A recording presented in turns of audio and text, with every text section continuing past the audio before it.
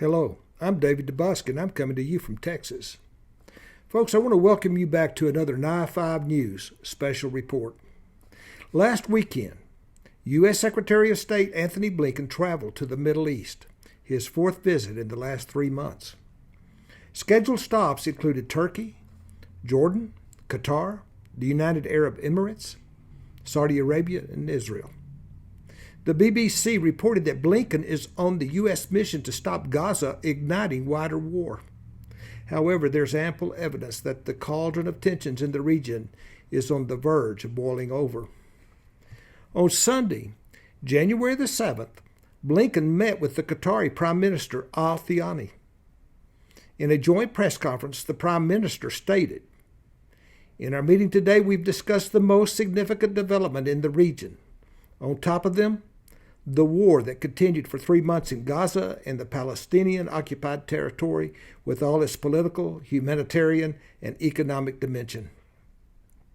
We confirmed our meeting to pressure to stop the war and to lift all strains on humanitarian assistance, considering this in violation to humanitarian law.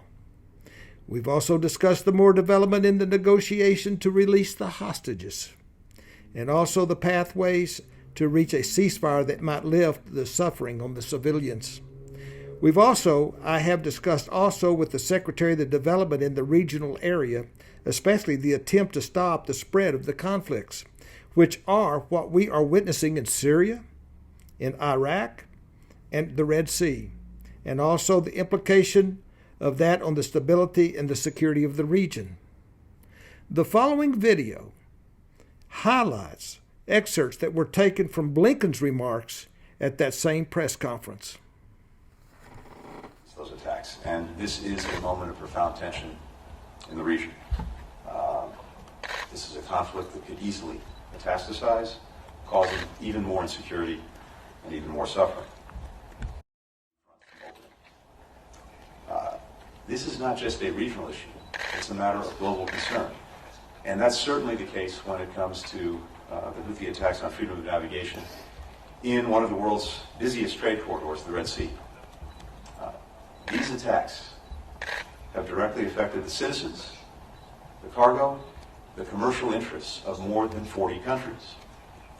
They disrupted or diverted nearly 20% of global shipping. More than a dozen shipping companies have had to reroute thousands of vessels around the Cape of Good Hope. And what that means is it takes longer to get goods to where they're supposed to go. It increases the cost, and that cost gets passed on to consumers around the world, whether it's food, whether it's fuel, whether it's medicine, humanitarian assistance, you name it. So these attacks by the Houthis are hurting people around the world, most of all the poorest and most vulnerable populations, including in Yemen, including in Gaza. That's why the United States launched Operation Prosperity Guardian, together with more than 20 countries, to defend the safety and security of commercial shipping across the Red Sea. It's also why over a dozen countries have made clear that the Houthis will be held accountable for future attacks. We'll continue to defend maritime security in the region as part of our overall effort to deter and prevent further regional conflict, to ensure the free flow of commerce that is so vital to people around the world. The United Nations is playing an irreplaceable role in delivering and distributing life-saving assistance to people in Gaza, as the United Nations Security Council affirmed in Resolution 2720. As Israel moves to a lower intensity phase of its military operation in the north, the United Nations can also play a crucial role in evaluating what needs to be done to allow displaced Palestinians to return home.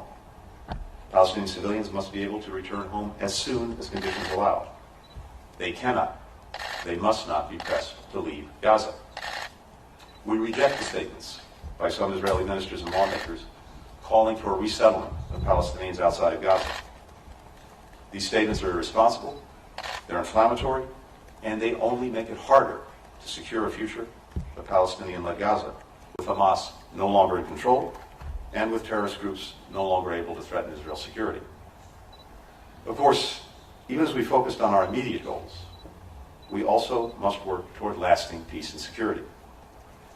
The United States has a vision for how to get there, a regional approach that delivers lasting security for Israel and a state for the Palestinian people.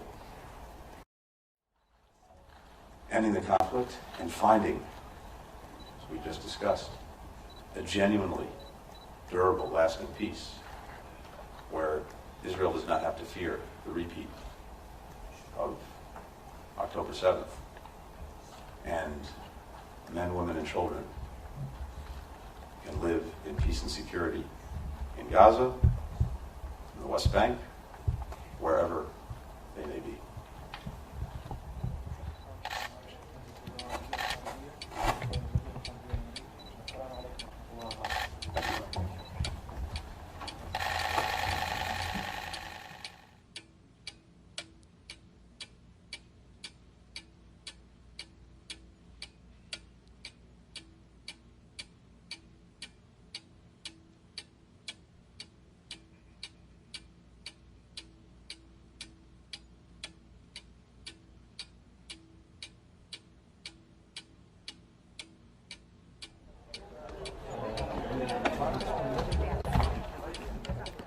You know, over the centuries, people have just drifted further and further from God.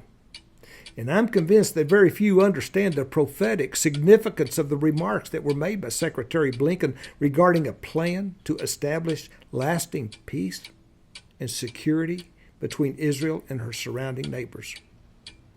The Apostle Paul, in his first letter to the Thessalonians, stated it very clearly. He said that while they are talking peace and security, all at once calamity is upon them, sudden as the pangs that come upon a woman with child, and there will be no escape. But you, my friends, are not in the dark that the day should overtake you like a thief. Folks, the signs are everywhere. It's time for God's people to wake up. This age is coming to an end, and Yeshua is coming for his bride. He stated, therefore, be watchful all the time, praying that you may be counted worthy to escape all these things that will happen and to stand before the Son of Man.